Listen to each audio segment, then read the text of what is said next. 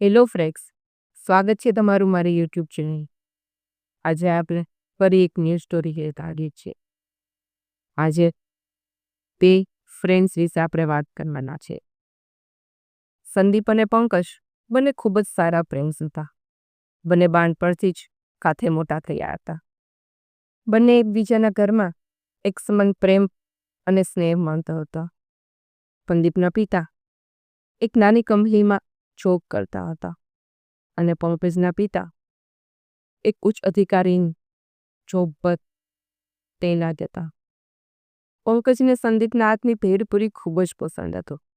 તે અવારનવાર તેના ઘરે તેની બનાવેલી ભેળપૂરી ખાવા જઈ. હવે બંને મિત્રોએ પોતાનું શિક્ષણ સંસ્થામાં એડમિશન મેળવ્યું હતું, પરંતુ તે બંનેનો પ્રેમ બાળપણ જેવો જ હતો. બંને મિત્રો એક જ કોલેજમાંથી બીટેક કરી રહ્યા. આ વર્ષે બંનેનો બીટેકનો અભ્યાસ પણ પૂરો થવાનો. થોડા દિવસો પછી પંકજના પિતાની બદલી બીજા કોઈ શહેરમાં થઈ ગઈ. પંકજનો પરિવાર હવે એ શહેરમાં શિફ્ટ થઈ ગયો. આ રીતે 2 વર્ષ પસાર થઈ રહ્યા. સમયની ખબર જ ન પડી. સંદીપે એમટેકનો અભ્યાસ પૂરો કર્યો. હવે તેના પિતાની તબિયત પણ ખરાબ રહેવા લાગી હતી. એટલા માટે સંદીપે એક કંપનીમાં જોબ સ્ટાર્ટ કરી દીધી. સંદીપના માતા પિતાએ શોર્ટ ટાઈમમાં તેના લગ્ન કરાવી દીધા. સંદીપના મેરેજ પછી જ જાણે તેની ઉપર દુઃખનો પહાડ ટીપણો હો. સંદીપના મેરેજ પછી જ જાણે તેની ઉપરથી દુઃખનો પહાડ તૂટી ગયો. લગ્નના થોડો ટાઈમ પછી જ તેના પિતાનું અવસાન થઈ ગયું અને હજુ સુધી તે તેના પિતાના આઘાતમાંથી બહાર પણ નહોતો આવી શક્યો કે થોડા દિવસો પછી જ તેની માનું પણ હાર્ટ એટેકના કારણે અવસાન થઈ ગઈ. મા અને પિતાના મૃત્યુ બાદ સંદીપ સાવ ભાંગી પડી. હવે તે તેના જીવનની સંપૂર્ણપણે નિરાશ થઈ ગયો હતો. ત્યાર પછી તેને બીજા એક ખરાબ સમાચાર મળ્યા. અત્યારે તે જે કંપનીમાં જોબ કરી રહ્યો હતો તે પણ અચાનક બંધ થઈ ગઈ. એક પછી એક ખરાબ સમાચારથી દુઃખી થઈને તેણે હવે આ ઘર અને શહેર બંને છોડવાનું નક્કી કરી દીધું. બીજા શહેરમાં પહોંચ્યા પછી સૌપ્રથમ એક કંપનીમાં તેણે પોતાના માટે જોબ શોધી અને તે કંપનીમાં કામ કરવાનું શરૂ કરી દીધું. હવે ધીમે ધીમે તેનું જીવન નોર્મલ થવા લાગ્યું. થોડા દિવસો પછી તેને એક પુત્રનો જન્મ થઈ ગયો. સંદીપ તેની પત્ની અને બાળક સાથે ખુશીથી રહેવાના. એક દિવસ તે પોતાની કંપનીમાં કામ કરવા ગયો તો ખબર પડી કે હડતાલના કારણે કંપનીમાં તાળી લાગી ગઈ. કર્મચારીઓની હડતાલના સમાચાર મળતા કંપની માલિકે કંપની જ બંધ કરવાનો નિર્ણય લીધો અને તમામ કર્મચારીઓ જે પગાર બાકી રહી ગયો હોય તે તેમને આપીને છૂટા કરી દીધા. સંદીપે પોતાના માટે નવું કામ શોધવાનું શરૂ કર્યું, પરંતુ ઘણા દિવસો વીત્યા પછી પણ તેને કામ ન મળ્યું. ઘરમાં ખાવાના પાપા પડવા લાગ્યા. એક દિવસ અચાનક જ તેના પુત્રની તબિયત ખરાબ થઈ ગઈ. તેની સારવાર માટે તેને તેની વાઈફના ઘરે વેચવા પડ્યા. હવે તેના ઘરની હાલત દિવસે ને દિવસે ખરાબ થતી જઈ રહી. તેની હાલત વધુ બગડતી જતી, પરંતુ તેનું વર્તન એટલું જ સારું હતું કે દૂધ, શાકભાજી અને કરિયાણાવાળાએ હજુ સુધી તેને કંઈ નહોતું બોહી અને બાકીમાં સાપાન આપી રહ્યા હતા. હવે તો સંદીપ પણ શરમ અનુભવવા લાગ્યો. હવે તેને મજબૂરીમાં ભેળપૂરી વેચવાનું નક્કી કર્યું. એક દિવસ તે બજારમાં ગઈ. ભેળપૂરીનો બધો સામાન લાવી અને ફૂટપાથ પર બેસીને ભેળપૂરી વેચવા લાગી. લોકોને તેના હાથની ભેળપૂરીનો સ્વાદ ખૂબ જ સારો લાગ્યો. હવે તેના પરિવારનું ભરણ પોષણ સારી રીતે ચાલવા લાગ્યું. એક દિવસ તેની લારી પાસે એક મોટી ગાડી આવેલી હતી. ગાડીમાં બેઠેલા વ્યક્તિએ ગાડીમાં બેઠા બેઠા 2 પેકેટ ભેળપૂરી બનાવવા કહ્યું. સંદીપને ગાડીમાં બેઠેલા વ્યક્તિનો અવાજ સાંભળીને ઝાપકો લાગ્યો. તેને એવું લાગ્યું કે કદાચ આ વાત જાય તો છે. સંદીપે ગાડીની અંદર બેઠેલા વ્યક્તિને જોવાનો ટ્રાય કર્યો, પરંતુ ગાડીનો કાચ બંધ હોવાથી તેને અંદર બેઠેલા વ્યક્તિ ન દેખાય. ત્યાર પછી સંદીપ ભેળપુરી ગલાવવા લાગી ગયો. ખૂબ જ પ્રેમથી તેને બધા મસાલા નાખી 2 પેકેટ પૂરી બનાવીને ડ્રાઈવરને ખવડાવી ગઈ. ડ્રાઈવરે કઈ પૂરી લઈને તેને 500ની નોટ પકડાવી દીધી. સંદીપે કહ્યું, ભાઈ, મારી પાસે અત્યારે એટલા રૂપિયા નથી કે આમાંથી બાકીના રૂપિયા હું તમને પાછા આપીશ. એમ કરજો, તમે ફરી ક્યારેક આવો તો મારા રૂપિયા આપજો. આટલું કહીને તેને 500 રૂપિયાની નોટ પાછી આપી. પંકજે કહી, ભેળપુરીના પૈસા તો આપી દે. તો ડ્રાઈવરે કહે, તેની પાસે છૂટા નથી, એટલા માટે તેને 500ની નોટ પાછી આપી. તેને કહ્યું, પછી ક્યારેક આપી દેજો. ના લીધે પદે તેવું કર, જઈને આ રૂપિયા તેને જ આપી દે અને કહી દે, અમે છૂટા ફરી ક્યારેક લઈ લઈશ. ડ્રાઈવરે જેમે સંદીપને કહ્યું, અમે છૂટા પૈસા પછી ક્યારેક નહીં લઈશું. આ વાતો પર સંદીપ ઉતરી, ના ભાઈ, આવું ના થશે. જો તમારા માલિક કોઈ સમયે મારી પાસે આવે અને તે સમયે મારી પાસે છૂટા ના હોય અથવા એટલા પૈસા પણ ના હોય તો એમ નાવું બેકાર થઈ જશે. એટલા માટે આ રૂપિયા તમે માલિકને પાછા આપી દો. ત્યાર પછી ડ્રાઈવરે જઈને આ જ વાત તેના માલિકે પણ તેમની વાત સમજવા આવી ગઈ. હવે માલિકને પણ તેની વાત સમજમાં આવી ગઈ. તેને કહે, ચાલ ફરી ક્યારેક અહીંથી પસાર થઈશ. તેને ભેળપુરીના પૈસા આપી. ત્યાર પછી ડ્રાઈવર કાર લઈને નીકળી જાય છે. માલિકે જેવું જ પેકેટ ખોલીને ભેળપુરી મોંમાં મૂકી તો આશ્ચર્યચકિત થઈ ગઈ. આવી ભેળપુરી માત્ર સંદીપ જ બનાવતો નથી. અને આવી ભેળપુરી મેં ક્યારેય નથી ખાધો. આના મસાલામાં એ સ્વાદ છે જે સંદીપ લાગતો હતો. તે ભેળપુરી ખાતો જોઈ રહ્યો હતો અને સંદીપ વિશે વિચારતો હતો. અનેક પ્રકારના વિચારો તેના મનમાં આવવા લાગે. તેની પત્નીને તેનું પેકેટ નીચે ભૂલ્યું પણ ન. પંકજે પોતાનું આખું પેકેટ ખતમ કરી દીધું. અમરી પહોંચીને વારંવાર તે ભેળપુરીવાળા વિશે વિચાર કરે. આ શહેરમાં લગભગ 2 વર્ષથી તે રહેતો હતો, પરંતુ ભેળપુરીનો આવો સ્વાદ તેને ક્યાંય નહીં. આજે તે સ્વાદ તેને પરેશાન કરી રહ્યો હતો. પંકજ સવારે વહેલા ઉઠ્યો અને ઓફિસ ટાઈમથી પહેલા તૈયાર થઈ ગયો. પત્નીએ કહી, આજે કોઈ મીટિંગ છે કે શું? કેમ આટલા વહેલા જાઉં છું? પંકજે કહી, મીટિંગ તો નથી, પરંતુ કોઈ તેનાથી પણ વધારે જરૂરી કાર્ય છે. તે ગાડીમાં બેઠો અને ડ્રાઈવરને ભેળપુરીવાળી જગ્યાએ લઈ જવા ગયો. ત્યાં પહોંચીને પંકજ ગાડીમાંથી નીચે ઉતરી લે સંદીપની રાહ જોવા લાગ્યો. ઘણો ટાઈમ વીતી ગયો તો સંદીપ ભેળપુરી વેચવાના આવે. એમ પણ તે આજે આવવાનો પણ ન, કારણ કે સંદીપ પણ ગાડીના માલિકના અવાજથી બેચેની. જ્યારે તે ઘરે પહોંચ્યો ત્યારે સંદીપે ખૂબ શાંત મનથી ધ્યાન કેન્દ્રિત કરી અને ગાડીના માલિકની વાતો વિશે વિચાર.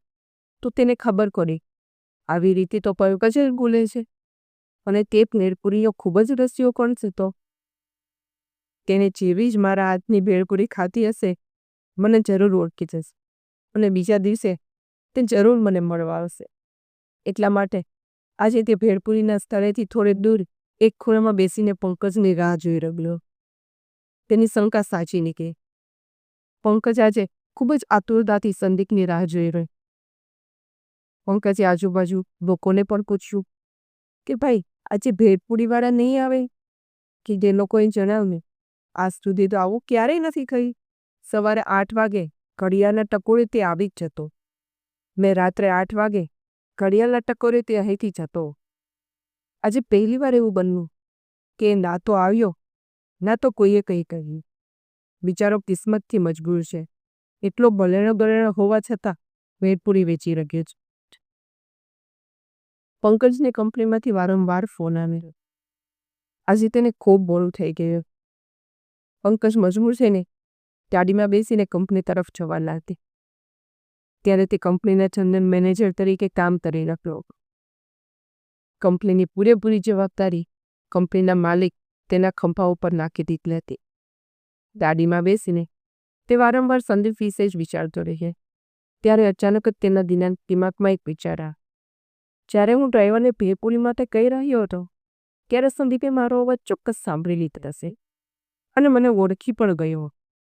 આજે પોતાની પરિસ્થિતિ છુપાવવા માટે તે ભેળપુરી વેચવા ના આવ્યો.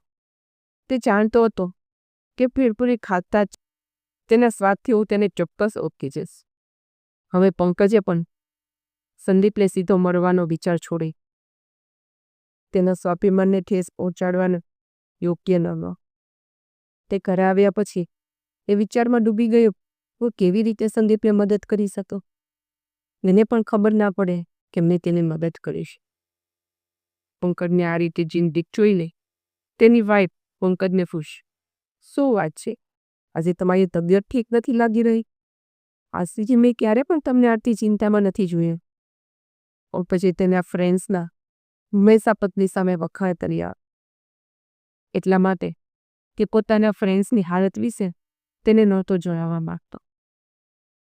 તેને તેના ફ્રેન્ડ વિશે કશું ન જણાવ્યું અને બોલ્યો, કંઈ નહીં, ઓફિસમાં થોડી પ્રોબ્લેમ છે અને જલ્દી તે ઠીક થઈ જશે.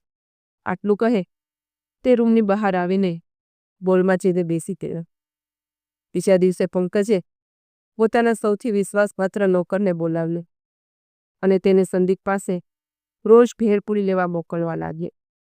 આ રીતે તેને સંદીપને સમગ્ર પરિસ્થિતિ, તેની સાથે બનેલી તમામ ઘટનાઓ વિશે તપાસ કરી. એક દિવસ નોકરે પંકજના પ્લાન મુજબ સંદીપને શહેરની એક સારી કંપનીમાં જગ્યા ખાલી હોવાની સૂચના. તેણે તે કંપનીમાં નોકરી મળવાની તમામ સંભાવનાઓ જણાવી. પરંતુ સંદીપે કંપનીના ઇન્ટરવ્યૂ માટે જવાની ના પાડી દીધી. તેણે કહ્યું, ભાઈ, કંપનીઓમાં તો પહેલેથી જ પોસ્ટ ભરેલી હોય છે. બસ માત્ર ફોર્માલિટી માટે ઇન્ટરવ્યૂ લેવામાં આવે છે. આ વાત ઉપર નોકર બોલ્યો, ના ભાઈ, એ કંપનીનો મેનેજર ખૂબ જ ઈમાનદાર છે. તે માત્ર યોગ્યતા જ જુએ છે, ભલામણોને બિલકુલ ધ્યાનમાં લેતા. ફ્રેન્ડ્સ, તમારી પાસે એટલી યોગ્યતા છે, તમારે એકવાર કંપનીમાં ચોક્કસ જવું છું. જો નોકરીના તમારી પાસે એટલી યોગ્યતા છે, તમારે એકવાર એ કંપનીમાં ચોક્કસ જવું જોઈએ. જો નોકરી ના પણ મળી તો ભેળપુરી તો તમે વેચી જ રહ્યા છો. બાકી જે તમને યોગ્ય લાગે. આટલું કહીને તે ત્યાંથી નીકળી જાય છે. ઘરે ગયા પછી સંદીપ વિચારવા લાગે છે, તેણે જે કહ્યું તે પણ સાચું છે. એકવાર જવામાં કોઈ નુકસાન નથી. કોણ જાણે તેની વાત સાચી હોય. બીજા દિવસે સંદીપ પહેલી સવારે તૈયાર થઈને ઇન્ટરવ્યૂ માટે તે કંપનીમાં જવા નીકળી જાય છે. બીજી તરફ પંકજે ઇન્ટરવ્યૂ માટે એક બોર્ડની રચના કરી. તેમાં તમામ સભ્યોને ચેતવણી આપી કે મારી પાસે યોગ્ય વ્યક્તિઓના નામની યાદી ભલામણ માટે આપી છું. તમામ અધિકારીઓએ કંપનીમાં આવેલા બધા ઇન્ટરવ્યૂના નામ હતા અને તેમાંથી 3 નામની ભલામણ પંકજની પાસે. તેમાં સૌથી ઉપરનું નામ સંદીપનું હતું. પંકજે તરત જ સંદીપના નામ પર સંમતિ આપી દીધી. પસંદગી મંડળે સંદીપને બોલાવીને તેને કંપનીમાં પ્રોડક્શન ઇન્ચાર્જ પદ પર જોબ આપી. સંદીપે પોતાની ઉપર વિશ્વાસ જ નહોતો થતો કે આટલી મોટી કંપનીમાં આટલું મોટું પદ મને મળી શકે છે. તેમણે મનમાં ને મનમાં નોકરનો આભાર માન્યો અને સૌથી પહેલા મંદિરમાં જઈ તે ભગવાનને પ્રસાદ ચડાવે છે. ઘરે પહોંચ્યો પછી તેની વાઈફના ખોળામાં ઉઠાવીને જોર જોરથી બૂમો પાડવા લાગી, આપની કિસ્મત ખુલી ગઈ, ભગવાને આપનું સાંભળી લીધું, મને જોબ મળી ગઈ. વાઈફ પણ ખૂબ ખુશ થઈ ગઈ. તરત જ બધા લોકો ફરીથી મંદિરમાં ભગવાનના આશીર્વાદ લેવા માટે જાય છે. સંદીપના આખા ફેમિલીમાં ખુશીનો માહોલ છવાઈ ગયો છે. સવારે સંદીપ જોબ પર જતા પહેલા પોતાના ભેળપુરીના વેચાણ સ્થળ પર જાય છે. પોતાના તમામ સાથીઓનું મોં મીઠું કરાવે છે. તેના તમામ સાથીદાર તેને અભિનંદન પાઠવે છે. ત્યાર પછી કંપનીમાં પહોંચી સંદીપ પોતાનું સ્થાન લે છે અને સંપૂર્ણ નિષ્ઠા અને સમર્પણ સાથે કામ કરવાનું સ્ટાર્ટ કરી દે છે. તે પોતાના કામથી કંપનીના તમામ કર્મચારીઓના દિલ જીતી લીધે. બધા લોકો તેને ખૂબ જ વખાણ કરવા લાગે છે. 1 મહિના દરમિયાન કંપનીનું પ્રોડક્શન પણ ખૂબ જ સારું થઈ જાય છે. આ સમય દરમિયાન તેને માત્ર એક જ અજીબ લાગે છે. કંપનીના મેનેજરે તેની સાથે ક્યારેય મુલાકાત નહીં કરી અને જો તે મળવાની ટ્રાય કરતો તો કંપનીના મેનેજર તેને બીજે દિવસે આવવાનું કહીને ટાળી દેતા. હવે આ કંપનીમાં બધું જ ખૂબ સારું ચાલવા લાગ્યું. કંપની માલિક ઘણા દિવસો પછી પંકજને પોતાની બીજી કંપનીમાં મોકલવા માંગતા, કારણ કે ત્યાં બધું બરાબર નહોતું ચાલી રહે. પરંતુ પંકજ સંદીપને સંપૂર્ણ રીતે સેટલ કર્યા વિના નહોતું જવામાં.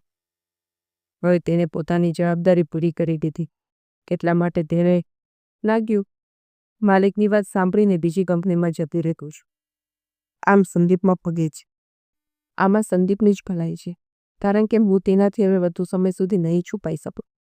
એક યા બીજા દિવસે મારી મુલાકાત તેની સાથે થઈ જ જશે. જો હું આ કંપનીમાંથી જતો રહીશ તો સંદીપના કામથી ખુશ થઈને કંપની માલિક તેને સારું પદ આપી શકે છે. એટલા માટે મારે કોઈ પણ કિંમતે આ કંપની છોડવાની તૈયારી કરી લેવી છું. એટલા માટે પંકજ પોતાના પત્ની ભલામણ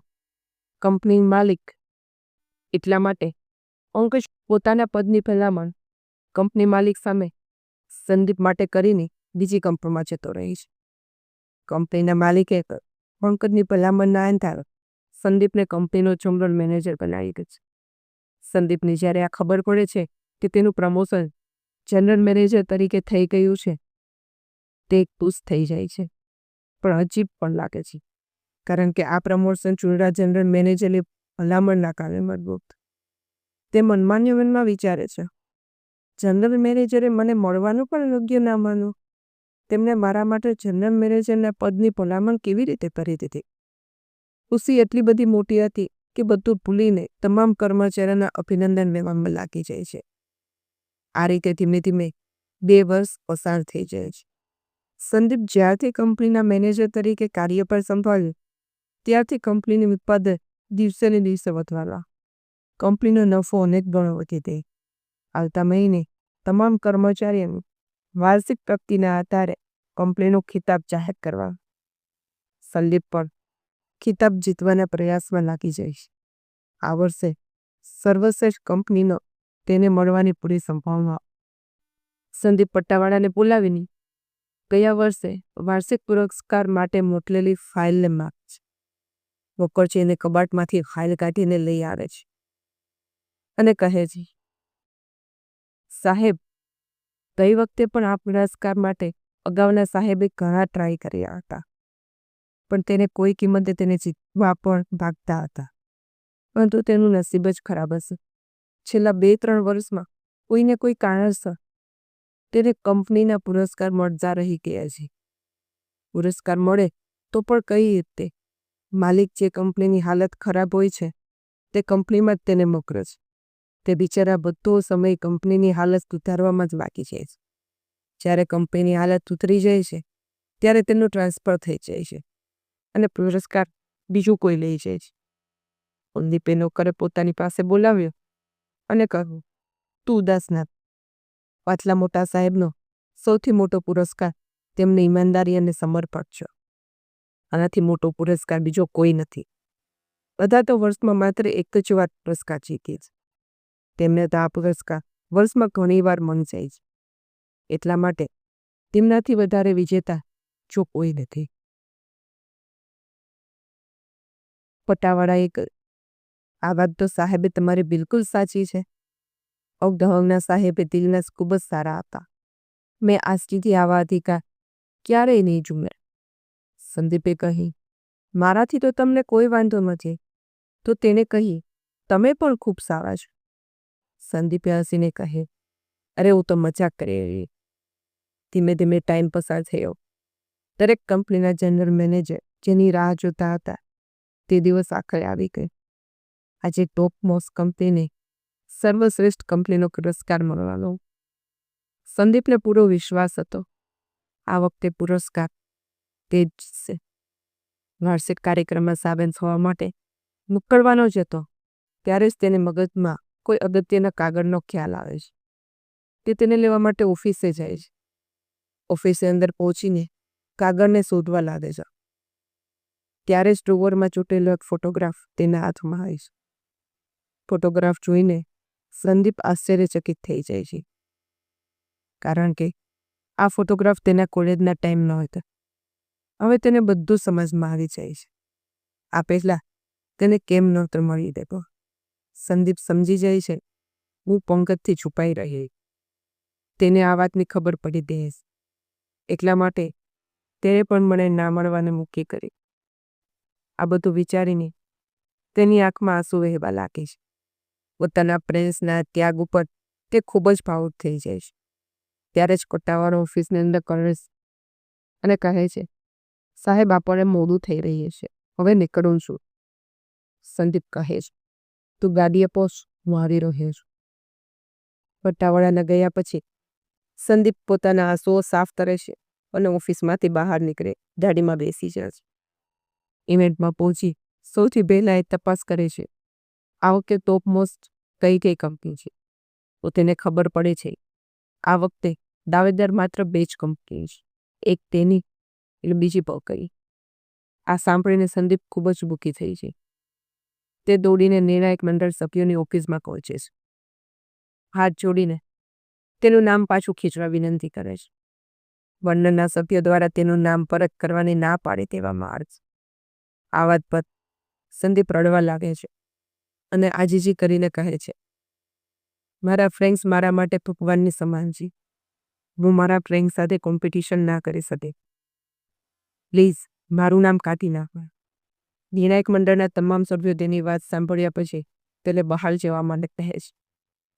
તે લોકોને આજે પોતાની ઉપર વિશ્વાસ નહોતો થઈ રહ્યો. આવી કોઈ મિત્રતા હોય છે? આવું તો માત્ર વાર્તાઓ કે ફિલ્મોમાં જ થાય છે, જ્યાં એક મિત્ર બીજા માટે પોતાનો જીવ આપવા માટે તૈયાર થાય. કારણ કે સંદીપના આવ્યા પછી થોડી વાર પહેલાં જ બંકળ પણ નિર્ણાયક મંડળમાં સભ્યોને આ જ વાત કહી ચૂક્યો હતો, જે હમણાં જ સંદીપે કહીએ કે તે પણ પોતાનું નામ પાછું ખેંચવા માટે વિનંતી કરી રહ્યો. સંદીપ અને પંકજ બંને પોતપોતાની ગાડીમાં જઈને બેસી જાય છે. પોતાના મિત્રનું નામ જાહેર થવાની રાહ જુએ છે. વિચારે છે જેવું જ તેના ફ્રેન્ડનું નામ જાહેર થશે તે તરત જ પોતાના ઘરની તરફ જવા રવાના થઈ જશે. પરંતુ આ શું થયું? નિર્ણાયક મંડળે આ વખતે એક નહીં પરંતુ 2 કંપનીઓને પુરસ્કાર માટે પસંદગી કરી. સ્ટેજ ઉપરથી જેવા જ બંને મિત્રોના નામ જાહેર કરવામાં આવે છે તો બંને ફ્રેન્ડ્સ સ્તબ્ધ થઈ જાય છે. આજે તે મજબૂર બની જાય છે એકબીજાની સામે આવવા માટે. એનાઉન્સર સ્ટેજ પરથી જ બંને મિત્રો વચ્ચેની મિત્રતા વિશે પણ જણાવે છે અને કહે છે કેવી રીતે એકબીજા મિત્ર માટે મરવા પણ તૈયાર છે. બંને ફ્રેન્ડ્સ સ્ટેજ ઉપર પહોંચે છે અને રડતા રડતા એકબીજાને ગળે લગાડી લે. અનાઉન્સની વાત સાંભળી હોલમાં હાજર દરેકની આંખો પીળી થઈ જાય છે અને આખો હોલ બંને ફ્રેન્ડ્સની સાચી મિત્રતા અને પ્રેમને સલાહતા છે. તાળીઓના પણ કરાર સાથે બંને ફ્રેન્ડ્સને સર્વશ્રેષ્ઠ કંપનીનો પુરસ્કાર પ્રાપ્ત થઈ. કહેવાય છે ને, ફ્રેન્ડશિપ એક અલગ જ હોય છે.